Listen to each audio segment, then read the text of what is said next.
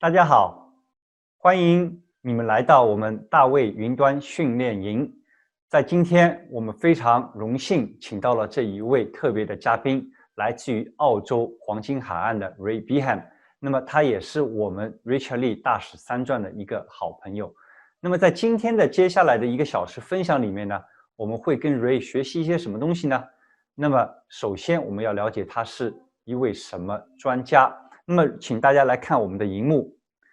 其实这一位 Ray 在我看到他的时候，我觉得哇，太厉害了。为什么呢？他从事房地产开发、房地产教育、作家将近30年。他在19岁的时候开始了他的房地产的旅程。那么他总共是超过了1.3亿美元的房地产的收购，一个期权的一个交易。他并且写了很多书，关于什么书呢？有地产方面的，但是最令我佩服的是，他也写了很多关于财富工具方面的一些书，并且展开了一些专题的研讨会。那么他个人呢，他在量子物理学quantum physics 跟量子力学 biology 生物学方面，他非常活跃，并且在量子人类意识跟自我跟生物自我的一个作家跟演说家。我们在这里图你可以看到，他是一个 international speaker。那么他在人类个人发展领域时候，他跟一些很伟大的科学家一起非常贴近的一起研究量子现象、生物学跟宇宙意识的多年。那么我们在这里开始之前，我们想给大家分享一下他的这一段短片。那么你看到这个短片的时候，他非常厉害。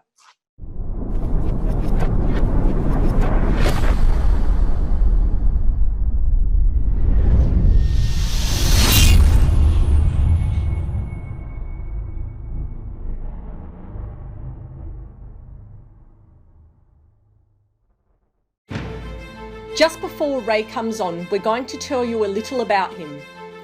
Ray was raised in inner city Dublin in the 1970s in very violent times. He had a head injury at 7 and things got difficult. He failed school at 15 and with no education he literally had no future. At 19 he met his mentor Paul Nagel. Paul's family were one of the most successful business and property families in Ireland and still today own an array of investment properties. Paul's mentoring of Ray took 4 years. After Paul changed Ray's life, he sent Ray on a mission for life, to change as many lives as he could. Ray promised Paul he would do just that.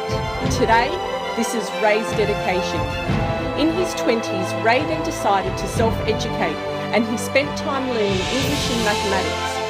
Since those times, he has written property workshops, property education programs, and is the main contributor to the Think and Grow education group. He has gone on to study quantum physics, quantum mechanics, spirituality, neuroscience, and biology, with an emphasis on epigenetics, as well as wealth strategies, amongst much more. He has travelled the world sharing and learning, and has studied with the greatest educators in conscious awakening and quantum physics in the world. He has written property books, and his latest book is about the science of great thinkers and achievers. He has travelled the Amazon River and the Amazon rainforest and has climbed the highest non-technical mountain in the world, Mera Peak. On his first attempt, he suffered high-altitude pulmonary edema and had to be heavily medicated and evacuated. He had to descend ill and in the dark with a descending Sherpa. On the way down, snowblind, he stepped into a crevasse but was saved by his Sherpa, who is now his lifelong friend. He missed the summit after 2 weeks of ascending by only 400 metres. On his second attempt, a year later, he lost a young Sherpa who fell off the side of the mountain in front of Ray and died. Ray eventually continued, only to be hit by a snowstorm a week further up the mountain. After 3 days in the blizzard and only 600 metres from the summit, he was forced to turn back. He plans to take the summit again next year. Ray's motto is, "Don't you dare give up." Ray has changed the lives of thousands of people.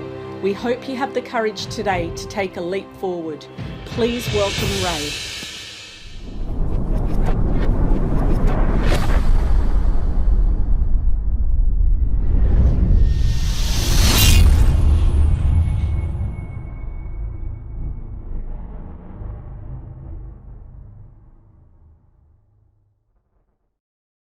好，大家刚刚看到了我们 Ray Behan 的这个短片，哇，是不是觉得很精彩？那么他其实今天想跟我们分享的就是一个你自己的这个 thinking， 你的想象力跟你的思考力怎么可以改变到你的行为。那么首先我们先请出我们的大使三传 Richard， 在这里让 Richard 跟大家分享一下他最贴身的一个自己的一个跟在 Ray 学习当中他所得到的一些的不同的思维、不同的考虑的一个阶层，好吧？欢迎 Richard， 谢谢。So why do some people achieve huge success in business and in life? Why others don't? 所以我们想一想，就是为什么有一些人他很成功，巨大的成功，有一些人并没有。That it is because they're lucky, or they born in rich? No， 就是因为是他们是很幸运吗？不是的。是他们因为是出生在富裕家庭吗？也不一定是的。但是他们是什么原因呢？我自己认为的 ，you know， 他们有一个 common sense， 就是一个 success mindset。That the greatest business leader in our time all have one thing is called mindset。所以今天来讲呢，我很荣幸能够请到这样一位大师来谈谈他自己。他是怎么样从年轻的时候，他有没有受过很好的一个教育？他这位 Ray， 他是从爱尔兰过来的。他现在来讲呢，他在咱们澳洲的 Perth， 他生活在澳洲的 Perth。他是怎么样去帮助他自己，也能教导了很多的朋友们去成功的一个故事，来给我们来提供一些思路。OK，So Ray, I'm so honored and privileged to invite here to share your story and your knowledge of how to unlock the mindset, and to develop the potential consciously. I understand, I know you are very successful and you have coached a lot of successful leaders too. So please have your time. And so I share my screen. Thank you, Richard. Thank you, David. I'll wait for your screen share to come up, and thank you for all right. Can you see now? Yes, I can see that screen. That's very good. And thank you for having me here today. I really appreciate the opportunity to share my knowledge and experience. And I spent a lot of time studying and learning. And I study quantum physics and mindset every day of the year, 365 days of the year. I never fail to study and learn, because I understand that study and learning is the prerequisite to changing your life, because the brain has a very cool way of tricking us to believe that everything that we have in our life today is it, and there's no point in trying to look for more. So what I've found in my years of learning and sharing and speaking and so on, and mentoring people, I used to be a mentor many years ago, I used to be a coach many years ago, is that there's a distinct difference between the creative mind and the subconscious mind. And there's a distinct power barrier between the creative mind and the subconscious mind. So from that perspective then, what I found is that most people wake up in their day and they walk around their day pretending that they want something more, pretending that they want something new, pretending that they want to go somewhere greater. But in fact, and they think they walk around their life thinking, but they're not thinking, they're just acting. So what we do is we wake up in the morning and we can have all the dreams and the goals and the aspirations that we would love to dare to follow. And we get out of our bed. And when we get out of our bed in the morning, the body goes into an act. The body then, in the first minutes of the morning, as we wake into our conscious day from our subconscious sleep, the body starts to remember who it was that we were yesterday. And even though the brain, the creative brain, has a desire and a dream and a goal to do something greater, the body says to the brain, you must be kidding. I've learned how to act. I've learned how to be. I've learned how to live. I've learned how to be separate from what I truly want. And I'm happy with that separation from what I truly want. And that person then, Richard and David, get out of their bed every morning and just literally sit onto a conveyor belt, a trajectory. And on that conveyor belt, they go to the same kitchen to drink the same coffee, to watch the same TV program, to go to the same car, to drive to the same job, to come home to the same dinner, to go to the same bed, to sleep and wake up the next day to do the same thing all over again. So that person, though, has a creative brain center. But that creative brain center can only deal with a small amount of information at any one time. And if we try and force new ideas into that creative brain center, well, it can't deal with these new ideas. So we end up getting a headache. And then we have to hydrate our brain, which is part of what we're talking about today. And in developing a headache, then it has to look for a backup system. And the backup system that it falls upon then is the left brain analytical. Now, the left brain analytical, when we look at the power base between left brain and right brain is the creative brain, where we dream, where we infatuate, where we goal set, where we become leaders. That brain is really small.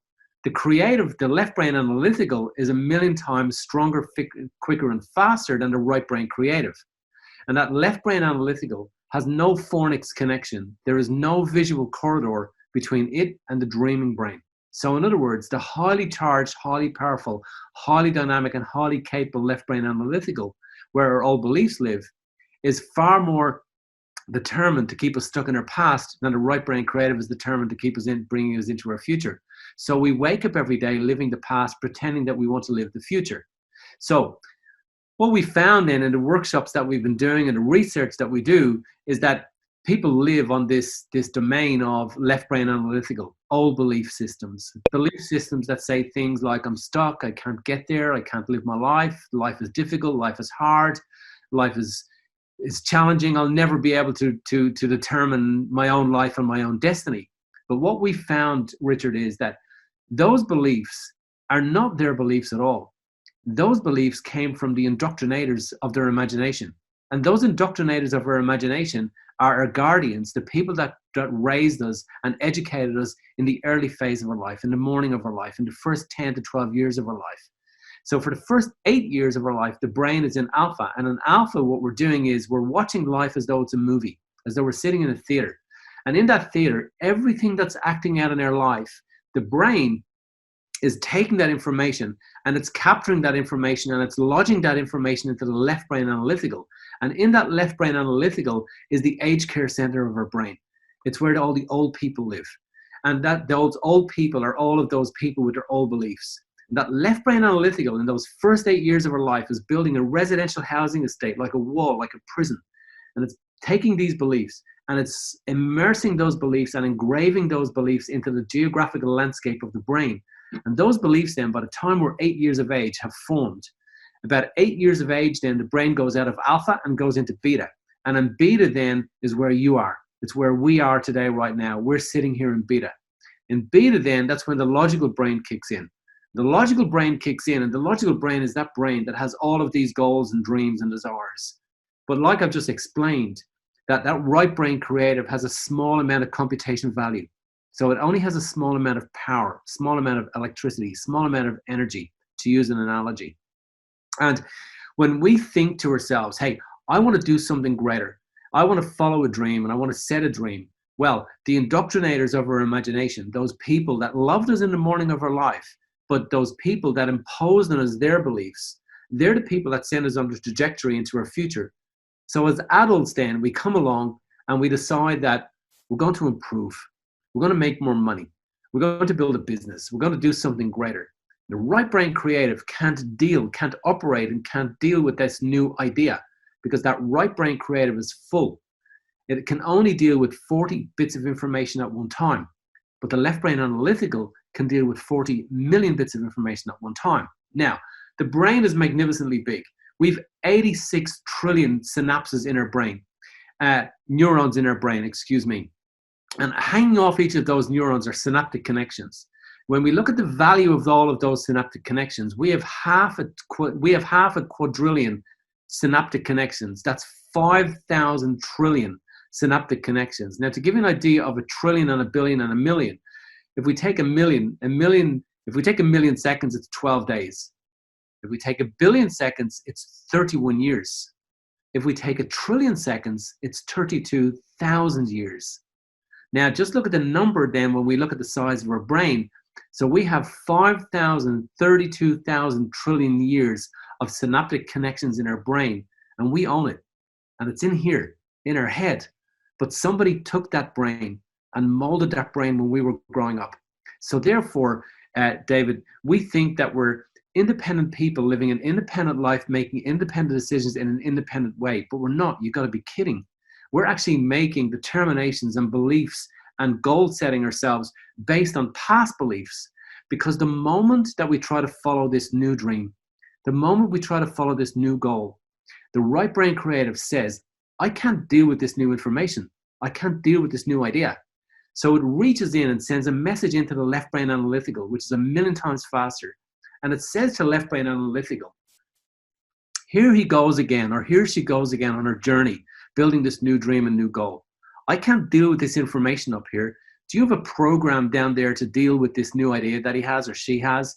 The left brain analytical says, yep, we sure do. We got a program from 32 years ago, from the indoctrinator of our imagination, from our guardian, from our mum or dad, whoever it was that planted that memory in our brain that says, life is difficult, things are hard, you'll never make money, money doesn't grow on trees. And all of those old beliefs now lodge themselves in the right brain creative of that adult that says, life is difficult, things are hard. And you and I call that giving up. So I'll just go to the next screen and I'll share with you a little bit about my story and where my story came from. So this is Ireland, which is very Western Europe. The next stop after Ireland is the US, 6 hours away, 3,000 miles across the Atlantic Ocean. And this is inner city Dublin, and Dublin is the capital of Ireland. And I grew up in this area here. And as you can see, it's very destitute, it's very poor, it's very poverty stricken, and there wasn't a lot of work and not a lot of money. Now, in this next image that I'll just bring up for you, I want to show you what happened to me when I was 7 years of age. Now, this is me standing here as an adult, and I'm actually back in my street where I was raised and born and so on. And right standing in that spot there, when I was 7 years of age, that spot there was not this soft black tarmac on the ground. It was just hard, cold concrete. And Dublin is a cold city. And this is a playground. Now, when I was 7, this playground just had steel and aluminium. There was no lovely colors and soft ground. It was just steel and concrete.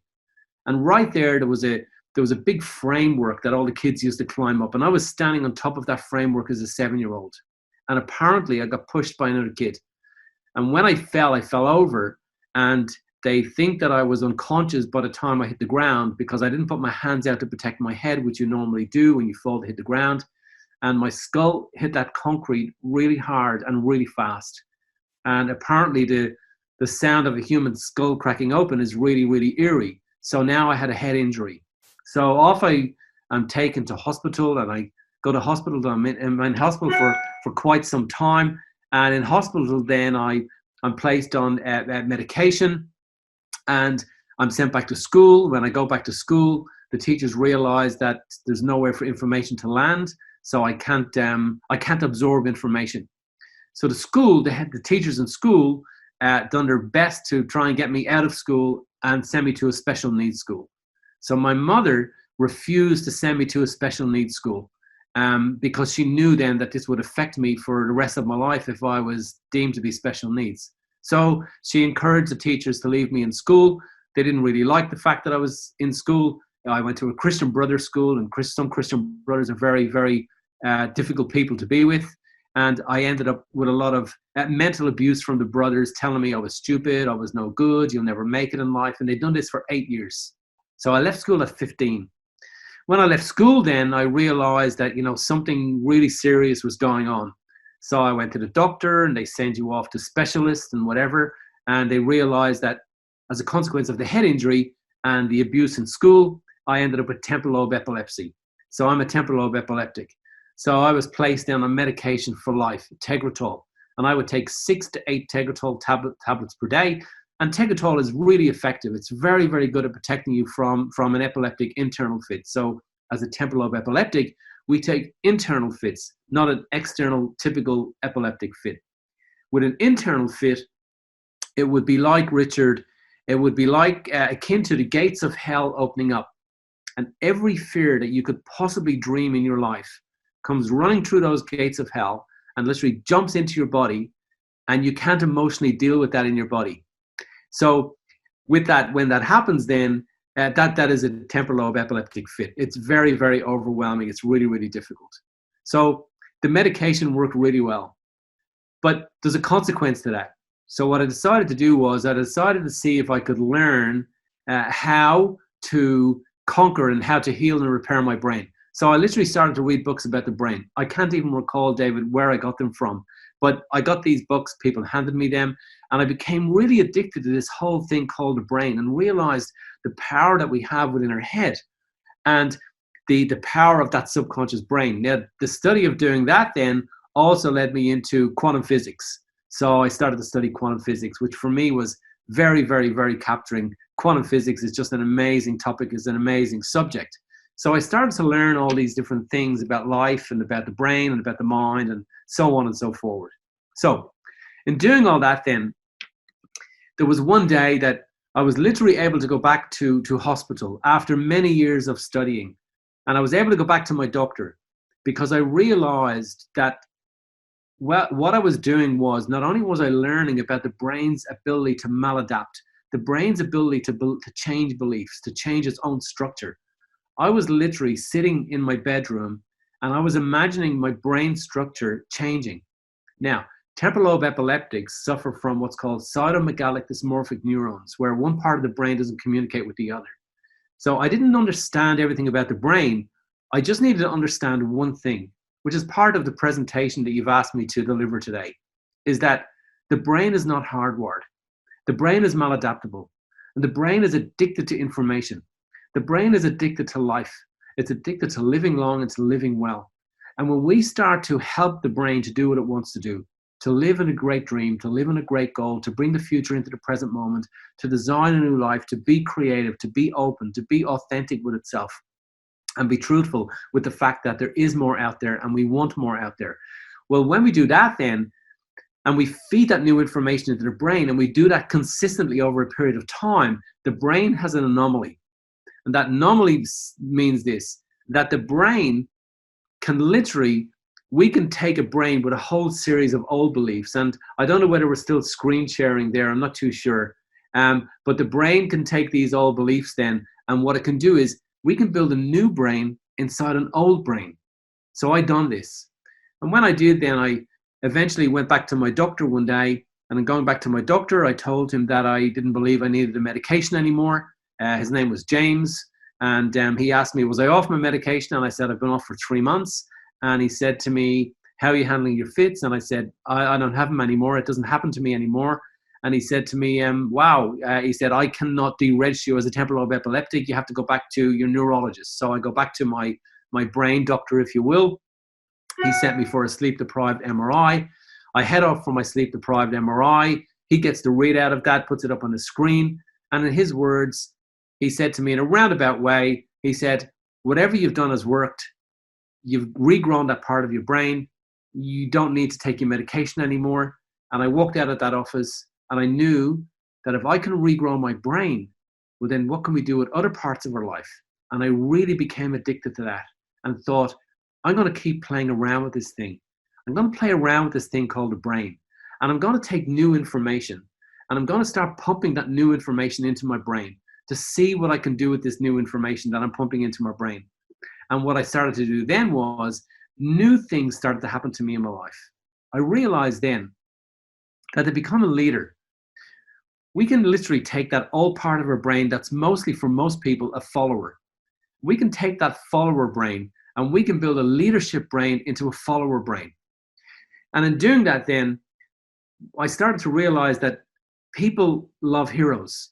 So for example, we go to the movies. We go to the movies to watch Terminator and we leave and we watch Terminator save John Connor. And all of a sudden then Terminator 2 comes up and we know that Terminator is going to save John Connor.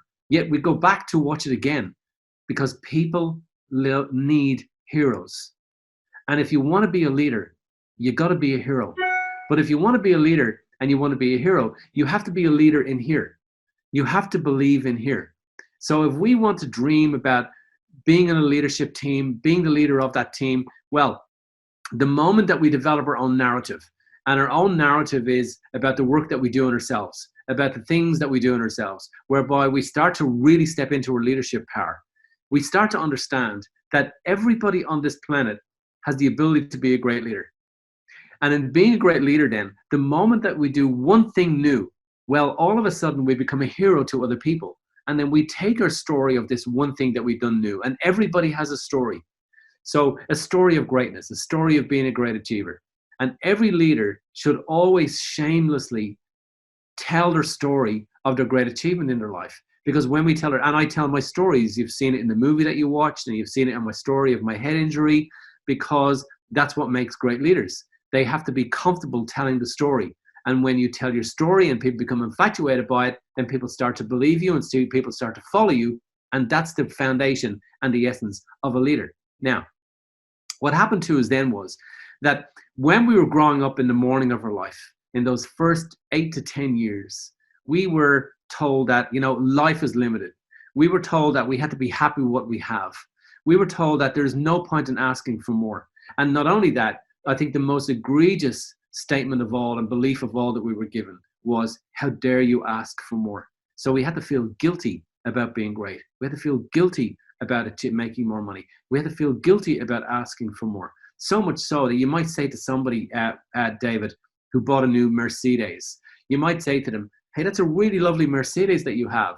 And they will come up with a story around buying the Mercedes like, yeah, I got it cheap.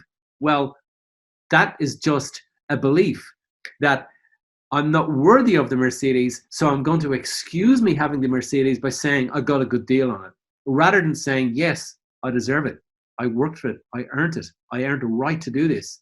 And we have to feel internally that we have the right to be leaders.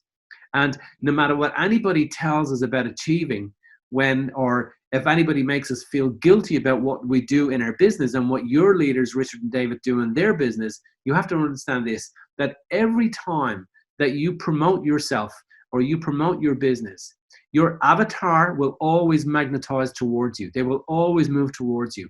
But at the same time, we live in a dualistic universe. We live in a universe of left and right, night and day, up and down, good and bad. And in every bad that we have in our life, we have the good. And therefore, when we're in our business and we're building our businesses and we get a rejection, we have to understand that without the rejection, there was no acceptance.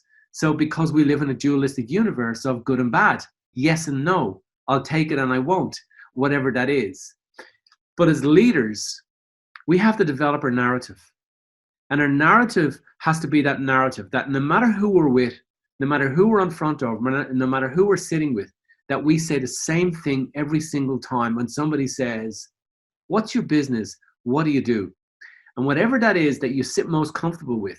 And if you feel that we're uncomfortable with our business, well, uncomfortable with our business is simply one thing. It's just a subconscious belief. And if somebody can regrow their brain, well, then we can regrow our beliefs. There's a great trick then that we can play with the brain. And the anomaly with the brain is that the brain doesn't know what's real on the outside and doesn't know what's actually going on the inside. So the brain, a thought is as good as an act. It doesn't know the difference. But we have to understand that many years ago, our ability to believe was stolen. Thinking was replaced with believing. And that's kind of when our problem started, was way back in the day when we were told these things. And I call that the indoctrination of the imagination, is when our thinking was stolen. There's a great story, Richard, written by Leo Tolstoy about Ivan Ilyich. And Ivan Ilyich lived the life that he was told to live. And Ivan was a great judge, a Russian judge. Sorry, I beg your pardon. He started off as a solicitor, as a lawyer. But his wife wanted the prestigious life of a judge. But Ivan was really creative.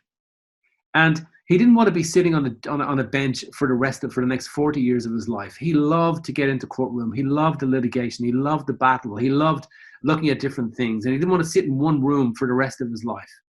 But his wife made him feel so guilty about the life that she lived as the wife of a solicitor when she could live the life of a prestigious judge, that one day he gave in. Now he lost his imagination to the imagination of his wife. And he sat on the bench for 40 years just to please somebody else. And the story goes that on his deathbed, his wife and his sons were in the room. And his wife was sitting there with tears in her eyes, but he hated her. And he held her hand in his last dying moments. And he said to her, what if everything in my life was wrong? And he died. And we don't have to die like that. But we do.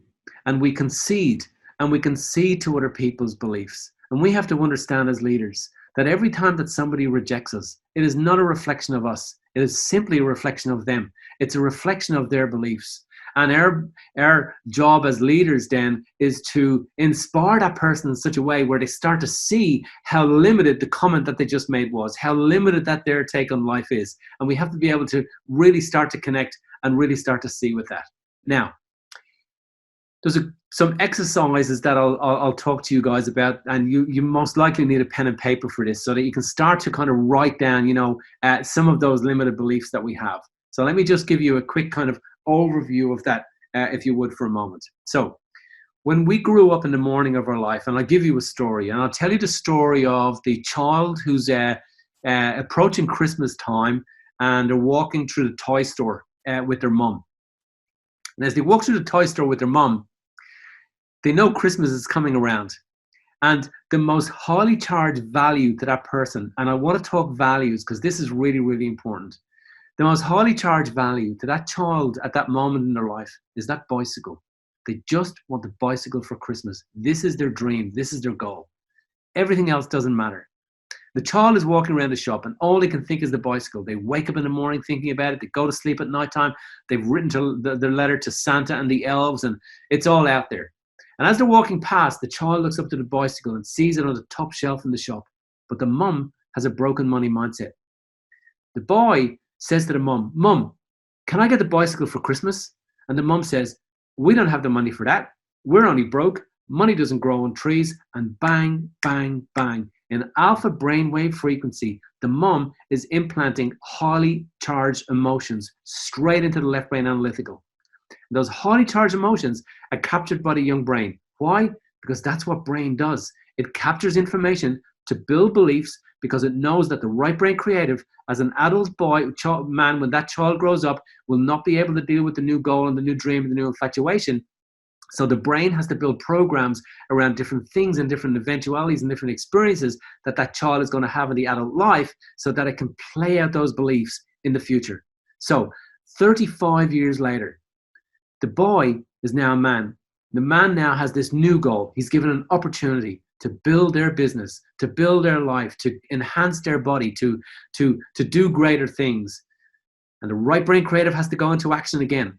The right brain creative can't deal with the new information because that's not his job. So the right brain creative says to left brain analytical, here he goes again.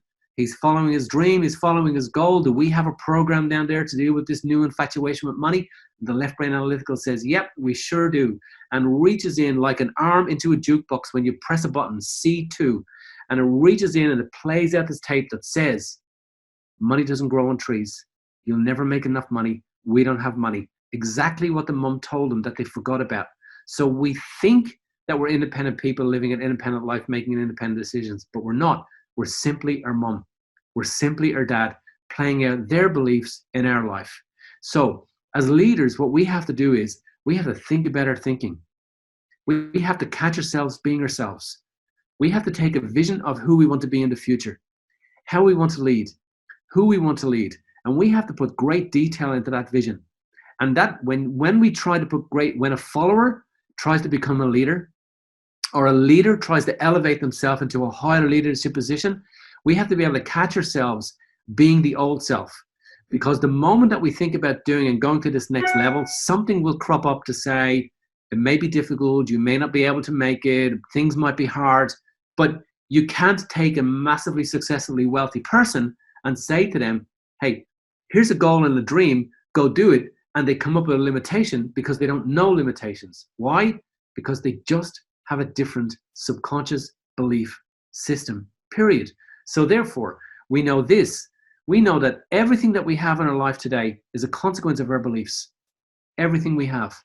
Therefore, equally, the converse is equal and can be declared. Because the converse says this, says that everything that we don't have in our life is a consequence of our beliefs. So therefore, if we want to change our life, we have to change our beliefs. Equally, back to the child with the mum. And the child says, Mum, can I have the bicycle for Christmas? And the mum says, you haven't been good. You've been very naughty in this last 2 weeks, and you can't get that bicycle unless you're very good. And bang, she's just built an impression that leaves that child as an adult believing that unless they feel good enough about themselves, they can't achieve great things. And you and I call that low self-worth. And low self-worth is not our belief. It's somebody else's belief that we have just packaged up into a little suitcase, and we've taken that belief, we've thrown it over our shoulders, we put a strap over our shoulders, and we carry these beliefs with us for our whole life. Now, the left brain analytical and all of its limited beliefs living in there in a residential housing estate where all the old people live in that egoic center of our left brain will stay with us until the day we die, or until the day we make a conscious decision to go unconscious and to change our unconscious beliefs and to take our unconscious beliefs and rewire them and place them into the new conscious mind. So that anomaly that I talked to you about the brain also says this, that the anomaly in the brain, when Richard and David, what we found in our workshops is when we come along and we try to get into that left brain analytical, and people try to get in there, and they do it by reading Napoleon Hill, Rich Dad Poor Dad, watching YouTube videos, and you know that can work, but it's definitely the slow way home, because the brain also has an anomaly. When we tried to get into this left brain analytical, what we found was that all of the energy in that left brain, all the old people, in other words, just as an analogy with the old beliefs, they all huddle up to the door, and they're standing at the door of the left brain, pushing against us getting in. And we don't have the power to get in there because the energy that this brain has and all the old people are all pushing that door to the other side. But what they don't know is that there's a back door. And we've learned and found a way to get into the back door.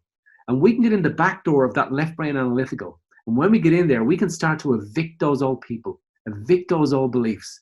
And when you evict, you create space. And when you create space in the brain has to fill that space up. And it's then that we can start to dictate who we want to be. And literally through the back door, start to populate that subconscious brain with these new beliefs. And now one day you will wake up and you will declare to the world and say, oh my God, my life has changed and I don't even know how. And that's how people come up to us and say, you know what? I had something amazing happen in my life. I don't even know why it happened. Well, maybe you do. Maybe you change your beliefs, but you didn't even know what you were doing. But we can consciously change our beliefs by knowing what we're doing. Now, the next part of the whole domain of things is that we can't leave out the gorilla in the room. And the gorilla in the room is the body. It's our emotional state. So what we found was that when we were saying to people, what's your dream and your goal? And they would say, well, you know what? I want to make more money. And we'd say, okay, I want you to think about that more money now. What does that look like? Now, I want you to just focus on your limited belief around that. What's your limited belief? And I'd say, they would tell me their limited belief. And then I'd say to them, what does it feel like? And they'd say, yeah, I can feel that limited belief. And I'd say to them, where do you feel it? And they'd say, in my viscera, in my stomach, right down here on my torso. So now what we found out then was that every belief that we have builds a chemical, because a belief is a thought.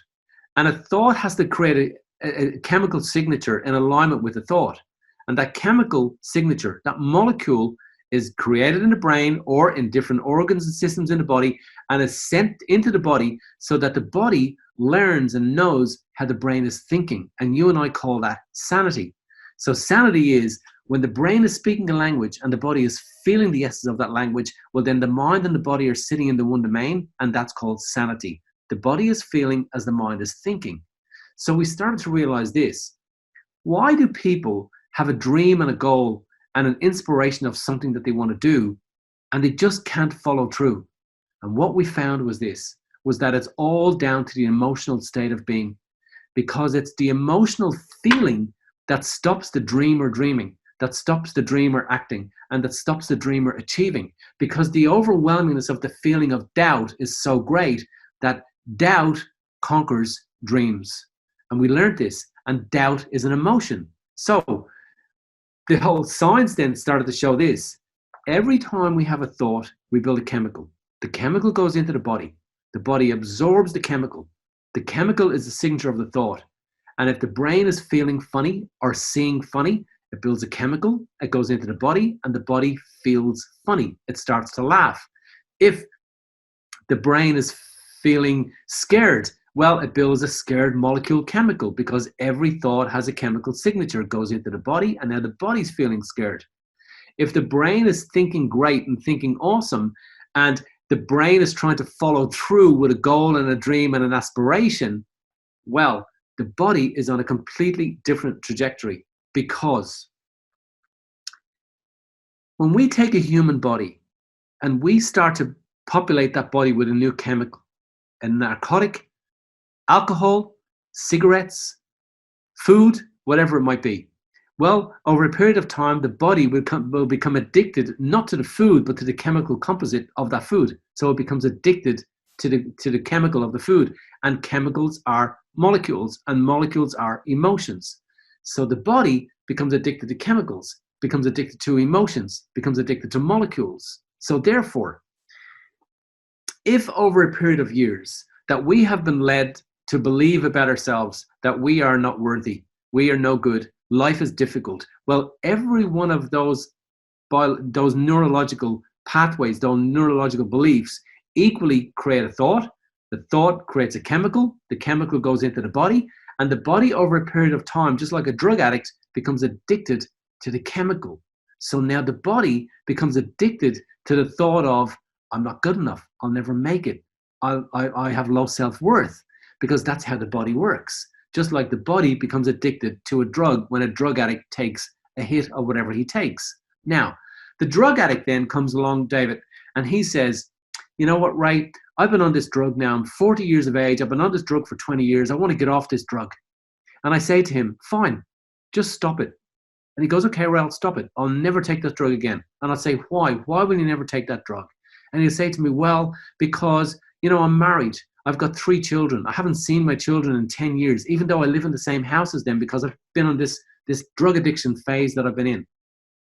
This guy goes off then, and 2 days later, his body is sitting on the couch. It's sweating. It's in pain. It's in difficulty. It's doing everything that it can possibly do to get that drug addict to go out and take that drug again. So the body becomes addicted to chemicals. Every thought that we have is a chemical. So what we found, Richard and David, was that over a period of time, people's self-belief became a neurological pathway, but equally at the same time became an emotional signature in the body. And that's why we can't just read Napoleon Hill, watch 5 YouTube DVDs, and change your life in an instant. We have to, because that's only changing the neurology in the brain. We have to change the physiology. We have to change the biology of the body, because the body controls the subconscious mind, because the body is addicted to the past. The mind has visions of the future, but the body is stuck in the past. So now the science shows this. If you want to be a leader, you have to neurologically embrace the vision of being a leader, and you have to convince your body that the future event of being a leader has already taken place in the current moment. Now, the body doesn't know what's going on outside either. As far as the body is concerned, it will just sit there all day long until something tells it to move. That something is called signals. So when the body follows a signal to move, we call that animation of the protein, which is life movement. So the body sits there in its dumb state all day long, not knowing what to do. Hey, where should I go? What do I do? What do I do today? Where do I go tomorrow? Until it gets all of these signatures that coming into the body. And then the body follows all of those signatures. Now, if part of the dominion of the body is that life is hard, things are difficult, I'll never make it, I'll never be the great leader that I want to be, if that's the case then, and the body becomes addicted to emotions, which I've just explained to you in this is an 8-hour presentation, by the way, that I'm compressing down into you for 1 hour. So if the body becomes addicted to emotions, and it's our emotions that are stopping us, which it is, and if the body now can be trained and retrained to become addicted to a new emotion, which it can, then all we have to do to be great leaders, to follow our dream, and to make our why bigger than our excuses. Because for followers, the excuses are bigger than the why. For leaders who want to go to a greater place and they can't quite get there, the excuses are bigger than the why. We can do this now. we can trick the body to believe that the future event that we want to create is already living in the current emotional state. And if we can convince the body that we've already achieved the dream, achieved the goal, because the body doesn't know whether we have or not, and we can convince it of that through a new onslaught of chemical signatures, well, now there's no more need for doubt, low self-esteem, self-doubt, guilt, shame, criticism, because as far as the body's concerned, there's no point in putting up its emotional barriers anymore, because it's always the emotional barriers that stopped us being great. Now we've convinced the body that the future life that we've always dreamed and infatuated about is taking place in the current moment, and you and I call that success. Now we've taught the brain to be successful, and we've taught the body to be successful, and now we're on a brand new trajectory. Now, when that happens, then what goes on next is that we know this. We can measure brainwave activity, and we do that at our workshops. We have EEGs, we bring people up on stage, we sit the EEG around their head, and we show them the brainwave activity. And we know this, that frequencies influence other frequencies. We know this. So therefore, we can take a really high inflated frequency. We can take that frequency and put it up against a low frequency, and we can literally combine them together, and we can watch the low frequency being influenced by a high frequency. In other words, a low frequency starts to inflate its level of frequency to its hertz to the frequency of the higher frequency. So frequency influence each other. So how do we know that? Therefore, as I'm talking to you right now, you're in beta. When we get into high beta is stress. High beta is worrying, it's difficulty. When you walk through a shopping center and you meet your old friend, Bob, and he says, hi, Bob, and Bob goes, oh, yes, hi, how you doing? How are things? How's life? Whatever that might be. Bob is so busy in his time and busy in his life that literally Bob is kind of caught up in his own world. He's not even present. He's not even focused. But we can talk to Bob, and we can slow Bob down. And in slowing Bob down, then we can sit him down on the bench or sit him down in the chair, and we can literally sit and start to speak to him. And if we are very together and controlled, Bob starts to become very together and controlled. So what we found was this: by changing our neurological pathway of belief, by changing our emotional signature, we equally raise our frequency, and leaders always operate in high frequency. Now, Richard and David, can you just let me know that you guys can hear me okay still? Yeah, all good. We've Cool. got very well here. All good. Loving information. Okay. Now, so to kind of start to wrap things up a little bit is this: you don't have to worry about how your mind and body operates when you're doing the work that I give you to do in just a moment to become a leader. You really don't have to worry about that, because once you start to pump new information into your brain, the brain will grab that information and absorb that information, and it will embed that information into the geographical landscape of the brain. Now, just quickly back to the child for a moment. You remember the story of the child. He didn't get the bicycle for Christmas. Now, I can bring you back to a time that you got a gift for your birthday or a gift for Christmas, or you got a new jacket as a child, and you can remember that moment right now. So what is that moment right now? Now, the day that you remember that moment, what did you have for dinner that evening?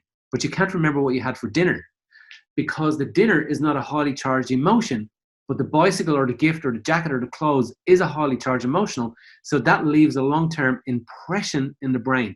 So the brain is impressed with the information that you achieved the bicycle or the jacket when you were a child. So it remembers it. So therefore, we can build that new memory. When we do that then, and we reinforce it with a new chemical, and we reinforce that with a new chemical, literally we do it in meditation. And people, David and Richard, think that meditation is just a really cool way of feeling calm and feeling warm.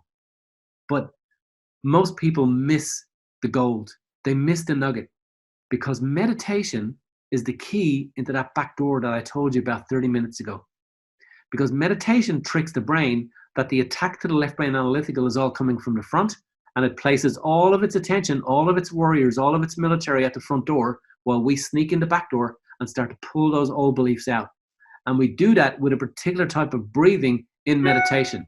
So in meditation then, And that's how I healed my brain. That's how I became a speaker, because I had to become it on the inside before the world, the universe, spirituality, God, life, cosmos, whoever would allow me to reflect it in the outside of my life. We have to become it internally first. So in our meditation then, we have to feel what it feels like to be a great leader. We have to feel what it feels like to build our database. We have to feel what it feels like to build our downline. We have to feel it. And when we do that, then we literally, we change our electromagnetic signature, our frequency. Now, your frequency, as I sit with you here right now, your brain gives off a frequency. But did you know that our heart gives off a frequency that is so aligned with awesomeness and greatness that our frequency from our heart, we can measure 2 kilometers from our body. So literally, when we start to change our belief and change our feeling, it literally connects with a plexus of neurons that we have in our chest cavity. And a plexus of neurons is called a brain. So right in here, we only found it 5 to 10 years ago. Right in here, we have 40,000 neurons, all with synaptic connections sitting off those neurons, all connected to our heart center. That's why many years ago we were told, listen to your heart. Listen to your heart. Because somebody 2,000 years ago knew that the heart was where all the party was. The heart was where all of the, all of the true life, the true us was happening. So what happens then was, we found that by people upgrading their frequency, by upgrading their belief, by upgrading their emotion, equally at the same time, it upgraded their frequency. And those are the people that vibrated at a higher frequency that became true and utter leaders. So at the end of the day, it's all down to frequency, because frequency is the dominion of everything that we do. So I'll do that homework with you now if I could. And is the PowerPoint still up, Richard? Yes. It is? Okay. Can you bring it down to, if you just flick on down, and I know that I've kind of talked way past all of those PowerPoints. But I just want to go down to the one where I'm standing on a stage. I'll just go back to you. Just move on down. Yes, okay. Keep going. Thank you for your patience. Keep going. And go down to where I'm standing on a stage with a little red flower on my shirt. And I've covered all of that for you right there. So what I realized then was, back up to that one where I'm standing on that stage. Yeah. Okay. So back up. And just here, just there. So that, by the way, is me standing on a stage in a big dark hall. Now, I have a belief that I was told by the Christian brothers that I'm no good, I'll never make it in life, people don't like me. That's what they told me. So I have to really conquer that belief. So I do that in my meditation. This is me standing on a stage, and that was a big stage in a big dark hall, a big brown wooden stage with hundreds of people around, and I meditated to that. I literally brought that into my imagination.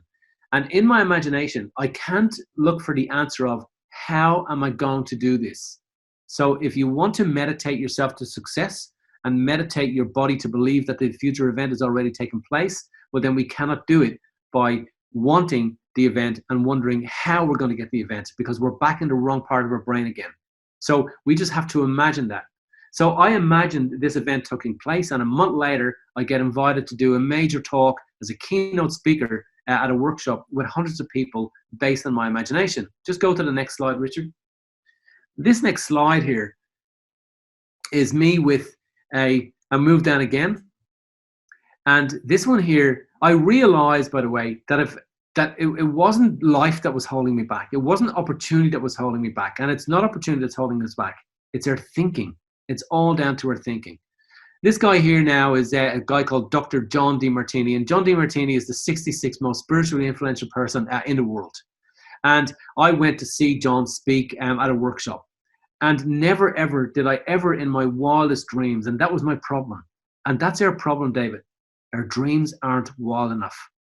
We have to have a wild dream. But never in my day did I think that by going to a workshop with somebody like John, Dr. John Demartini, would I ever be speaking alongside him. Yet I ended up in the Adelaide Convention Centre last year as keynote speaker with John and I as keynote speakers at a workshop in the Adelaide Convention Centre. But we had to bring it into our imagination first. This next slide, I think, is really, really cool. This next image is really cool. And I really like this one. This is me and John DeMartini's wife. I had to take her out for dinner one night. Now, little did I think that who I believed was my guru would I be out with dinner with his wife. But again, when you start to play with this thing called your brain, you have no idea of how the world and the universe and life is going to respond back to you, because we have such magnificence between our ears that all we have to do is start to feed it new information. I really like this new image as well, this next image, which I think is really cool. And this next image then is of me and John and two other people, again, after we've done our presentation at the Adelaide Convention Centre. So what happened was I was playing around with this thing called brain, playing around with this thing called emotion, playing around with this thing called frequency. And all of a sudden, all the limited people in my life were being pushed away, and these great people were coming in. I want to show you the next image because I think it's really even better than the first two. This is Jack Canfield. Now, Jack Canfield is author of Chicken Soup for the Soul. He's the star of the movie The Law of Attraction. This is Jack and I in Jamaica in 2013, and we've both been picked up in a limo and just driven around, and we're heading off to a boat to do a presentation. He done a presentation, I done a presentation. Just to give you an idea of Jack Canfield, he sold 350 million copies of his book to China. It's a huge, huge book in China. Now, I'll just go to the next image if I could. Jack said to me one day, he said, this is us getting on the ship. He said, Ray, if you want to be a great leader, you have to hang with great leaders. If you want to be a great thinker, you have to hang with great thinkers. And I know that with the team that Richard and David has, and Richard has certainly elaborated on that team, is that you got some great people in your team.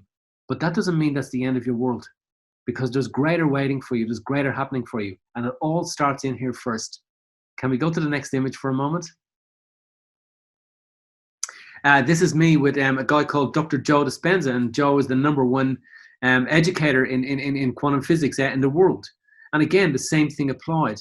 You know, when you're with these people that are untouchables, like how can you get to the dinner table with them? Well, that's the whole idea, is to not worry about how. Can we flick to the next one? It's all about making sure that internally you raise your belief.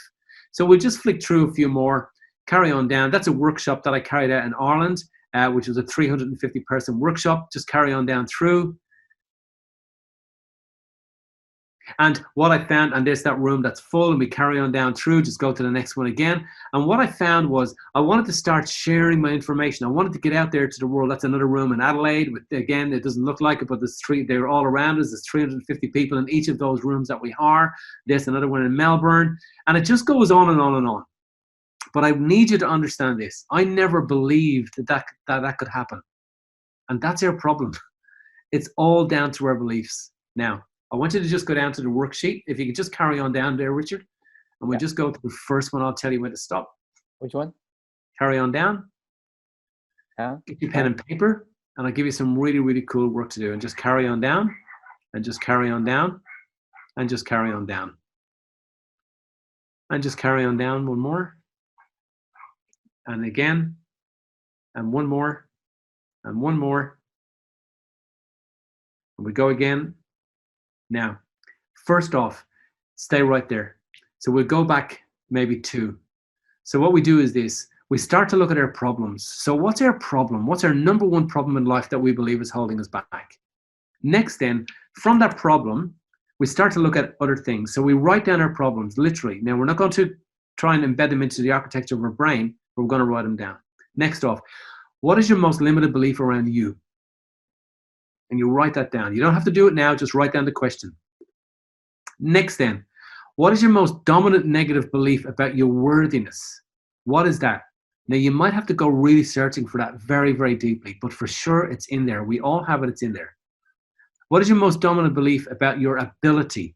Now you find that belief and you write that down. Next, what is your most dominant negative belief about making money? Now that's a huge one. And that's not your belief. They come from our parents.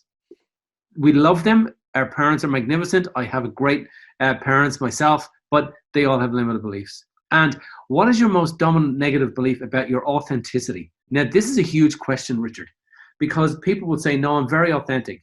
We are human. And as humans, we have to have a level of unauthenticity. We have to. It's part of our survival nature in life. But some people use that excuse to be unauthentic to do the wrong thing. And we don't have to do the wrong thing in life. But the point about it is that we all have it. So let's find it and look at that. Where are we not authentic? And try to raise that authenticity slightly, because when you do, great leaders who are being followed by great people have a very high flare of authenticity. So we got to find it. Where are you not authentic? Next, the most important question of all, who gave you these beliefs? Where did those beliefs come from? Who gave you those? And really look deeply into that. Finally, which of your most dominant negative beliefs do you need to change? And with that, you literally take that into your meditation. Now, can we go down to the donkey for a moment, if you could, Richard? We take that into our meditation. In our meditation, we visualize the future. We visualize being a leader. And you visualize your product. And I've looked at your product, and I have to say this to you. You don't promote ASEA. You promote life. You give people permission to live. But people have objections. And I'll just talk to you about objections if I could. You can go down to the donkey if you could, Richard. Which one? There's a donkey image, so you just carry on down through the slides till you get to the donkey. Oh, which one? Which side? Yeah, let me just. Okay. That's okay. So just bear with me here for a moment. I want to show you this. 是不是有个驴的那个页面？ That's okay. I'll talk through it for you. Let me show you this for a moment. Okay. We all have a donkey brain. And a donkey brain is kind of where we try to drag, the old beliefs down a new pathway. And when you're sitting with the people who are your prospects, you try to bring them down a new pathway. And if you've ever tried to bring a donkey down a new pathway, it's very stubborn. It will not go down that new pathway because the donkey, which is the true animal, is so habituated, it will only follow the same path every single day. You try to bring it down a new path and it won't go down there. And the brain... I think you got it on the... your speaker is something... was on your Wi-Fi, something. So am I good now? Can you hear me now? Yeah, we can hear. You can hear, okay. So when we have an objection from somebody, when we're trying to say to somebody, hey, we've got something that you really need to see here. You really need to check this new idea out. And we do that. When we do that, an objection is just the other person's donkey brain at work. We're not calling them donkeys. We're just saying that that's the brain work, using that as an analogy. But how about this? How about if I was to say to you to overcome that objection of, I don't want to do it right now. I don't believe. I've never seen this. I don't have the money, whatever that is. How about we conquer that way of thinking for a moment and we get back behind in that back door of that subconscious brain? And here's a great question.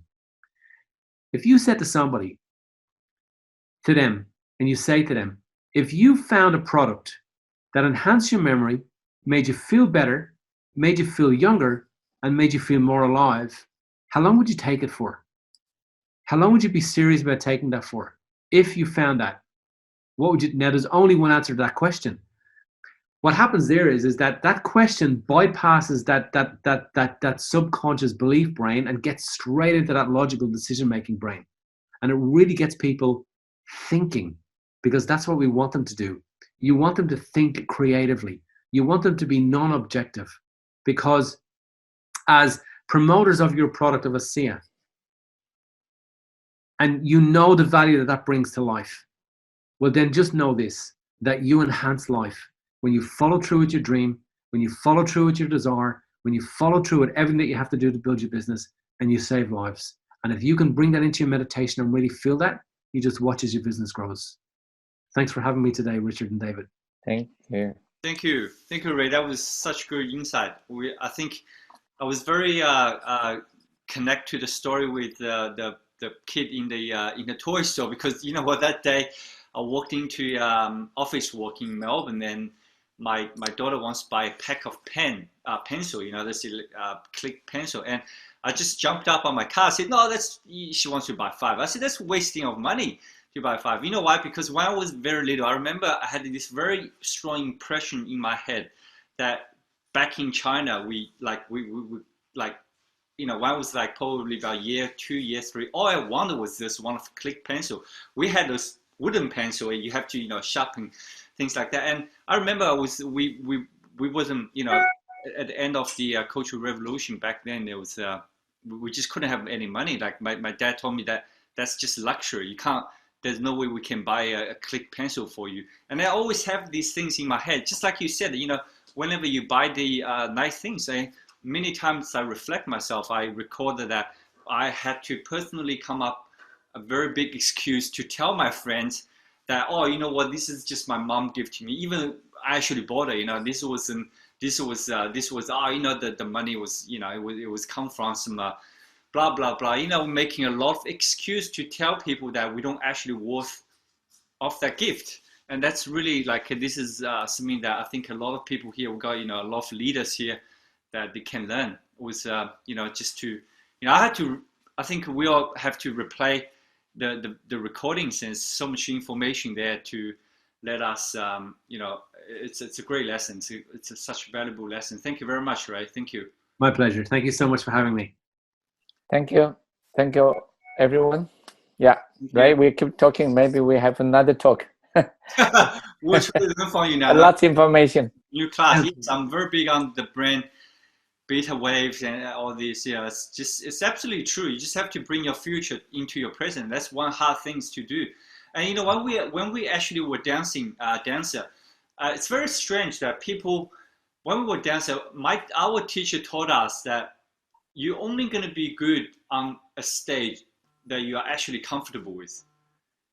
And it's not a matter of size. If you think you're going to be comfortable on a small size stage, you're going to be spending a lifetime on the small comfortable. You're going to be spend a lifetime on the small stage. But if you are comfortable at, you know, 5,000, 10,000 people in front of them, and if you get more comfortable, and they were teaching us using imagination. Imagine you're in front of 5,000 people. Imagine in front of 10,000 people, and the more you imagine, the more you're comfortable with, and the quicker you appear, the quicker it will happen. And that's how we get taught to grow up. So I was like you. We wasn't learning any academic in the school. All we to learn is, you know, dance and imagination. Imagine yourself and on a certain stage together.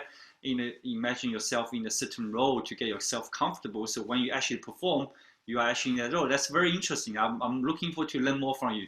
Thank you, Ray. My pleasure. Ray, thank you again.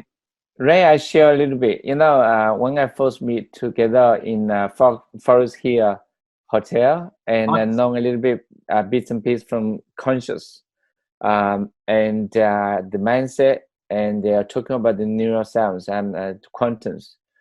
I see a successful formulation is called believe, be known, become.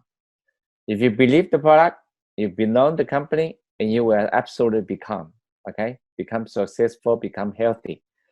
So I was triple diamond at that time, and then I think a lot. I thought, okay, let's do something more deeper. If you believe more deeper, and you will become more success. That was help myself, right? Okay, lots of information to know. Anyway, we need to practice the meditation. Yes. All right, thank you so much. Thank you so much. We're just going to stay on a little bit, talk to some feedback from the Chinese. All right, good. Okay. Thank you. I'll leave. Okay, Thank we you. try to Bye-bye. explain a little bit, you know, and yeah. 好，大家刚刚听了，大家听的是什么呢？其实他刚刚讲的是一个左脑跟你的右脑的一个分别。那么其实之前我也稍微学了一点。那么其实我刚刚接受了 information， 因为太多 information 就没有那个。但是他讲了一个故事，就是说在我们年幼的时候，他说去那个进入了这个Rich 应该有那个 slides， 就是进入了那个玩具店。那么如果这个男孩想买玩具店上面那个自行车。但是当他在买自行车的时候，他妈妈跟他说：“我们负担不起这个自行车，这个自行车太贵了，而且也不是我们这个。你觉得这个钱就是在这个车子上长出来的吗？钱就在这个树上长出来的吗？对不对？我们经常跟孩子你以为钱就白白出来的吗？那么等这个男孩子长大的时候，当他去创业的时候 ，OK， 那么因为在我们10岁出生到10岁的时候，我们是处于一个看电影的一个状况。”我们叫 alpha state， alpha state 就是一个大脑的，我们叫 alpha 是老大的意思。这个这个 alpha 的这个电波是什么意思呢？就是你在接受，你在学习。学习最好的时间就是在 alpha， 所以说我们在人10岁之前是学习最好的时候。他就在看，他在接受。我们每一次跟孩子讲一句话，他就在接受信息。当他接受了信息之后，他到年长的时候，到了30岁、40岁，当他创业的时候，他的右脑发达了。右脑发达是一个 beta 的一个 wave。beta 是比较就是有自己的主见，有自己的偏见，有自己的一个看法，那么有自己一个想法。那么当他这个有自己想法想创业的时候，那么他其实他要经过他的左脑一个 alpha 的这个同意或者他的争取。那么他进入这 alpha 的时候，这个 alpha 的左脑会跟他说，哎，不行。为什么不行啊？因为记得吗？小时候你妈妈说钱不会白白的给你，钱不会长在树上。OK， 所以右大脑就说，哦，创业是不行的。怎么可能创业？怎么可能这么容易？你出去了你就可以，你相信了你就可以赚钱了吗？不会那么简单。你相信了这个东西，这个你的团队就会那么大了吗？对不对？所以说我们很多时候是这样。那么我说我小时候一个很相同的故事啊。那天我女儿去那个 Office Work 买笔，我说哎呀，她要买那个手动的那个Click 那个铅笔。我说这个买5支太贵了。我就一下子人很热，很跳起来。然后我就回顾这个自己啊，因为他刚刚说我们做领袖的一定要把自己在这个 moment 里面，在这个时间里面要把自己的想法抓住。因为我想，哎，为什么我有这种反应？后来我才想起来，原来我在很年幼的时候，我这个想法一直我有跟我太太说到这个故事，就是我们小时候在文化大革命长大之后，我们那时候我还没有学跳舞，我们大概2年级吧，我们家里就很穷，然后呢，我们只有那个手写的笔，没有这个摁的这种自动笔，然后我就很想要一个自动笔。有一次我爸爸就很凶，然后就骂了我。然后就说我们家是很穷的，买不起这种笔，你也不要去想啊，书都没读好，你还想去买那个笔？好好先把书读好吧。好了，从此之后呢，我一看到这个笔，我就一个反应就是什么？没有读好书，千万不要买这个笔啊！其实现在我跟我孩子说，就是要相反，你有了这个书，你就可以把你有了这个笔，就可以把这个书读好，懂不懂？所以说他刚刚就是说的2个这个左右的大脑的这个一个，那么他最后总结的时候就是说，通过你的这个一个想象力，通过你的这个冥想，那冥想的时候，在你的想象的时候，那么其实你就把你的未来带到了你的现在。这个是做领袖很重要，你一定要把你的未来带到现在。当你带到现在的时候，当你感觉慢慢想的多了之后，练习多了，你会觉得很舒服，很变成自己的东西的时候，那么哪一天这个你的电脑就会真的电磁波就会帮你去把这个事情来到的时候，你就会接受这个东西。他刚刚还打了个比方，就是我们很多华人啊，不是华人，很多人在买车子的时候，你买了辆奔驰车，对不对？买完了奔驰车之后，很多朋友都说，哇，好厉害啊，买辆奔驰的。你会说什么？哎呀，没什么啦，你看这个车都打折时候买的，明明不是打折的，还要说打折。对，那打折的几万块钱买的。或者有的人说，我以前有这种情况，我买了这个房子啊，买了房子之后，朋友哇，你很厉害，住在博物。我说哎，这不是的啦，这我跟你说借了父母的钱，然后那个东西，然后就找了一大堆理由。其实很多时候都不是这种理由，就是什么？因为我们觉得我们不是 worthy， 就是我们不值得去拥有我们现在这个东西的时候，就算老天爷或者上帝把这个东西给了你，你也觉得你没有这个应该去拥有的时候，那么我们就什么？我们自己的这个自卑，我们这条线我们就下来了，我们的这个 self esteem， 我们的自己对自己的价值观就下来了。所以他刚刚讲到了这几样东西，其实我觉得很有用，因为我们其实在团队训练的时候，我们其实很多时候都是在，当你碰到瓶颈位的时候，很多时候不是因为团队，或者我们都说基本上就是我们自己的一个出的错。那你自己出了什么地方错呢？就是在你的言语跟行为上。那你的言语跟行为跟训练上出错是怎么回事呢？那就是你的大脑嘛。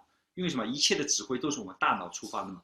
我们的任何一个思想，我们任何一个语言，任何一个单词，任何一个行动，发任何一条微信，都是用我们大脑所指挥我们手来发的嘛，对不对？那么我们大脑为什么会对这么有一个反应呢？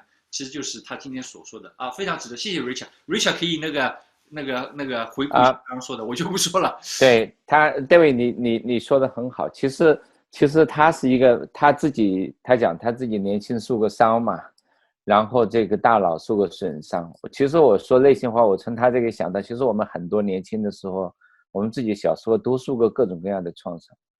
因为我们不是说物理上的受到创伤，就是我们有的时候就相当于家里边某一种父母或者某一种这个朋友对你一种意识上的损伤，你会记忆一辈子，或者某一个损伤呢，就会让你自己就改变你的人生，或者每一个刺激就会让你就有一种振发力。我说内心话就是为什么要去听他讲座的时候呢？就是我在直销领域是个小白，我也没带过团队，我也没有这个曾经有过。但是当我到达一个瓶颈，我这一凭了一股子这个力气，这个力气是来自于哪里？其实说白了有的时候你知道吗？就是我们平时想到的，你要成功要有朋友，但是你要最大的成功，你要敌人。这个我意识特别清楚，就是有的时候有人反抗你的时候，有人或者说不屑于跟你合作，认为你不可能成功的时候，不一定是一件坏事情，有的时候是一件好事情。就是你要去看你怎么样去 wild， 就是你怎么把这个变过来。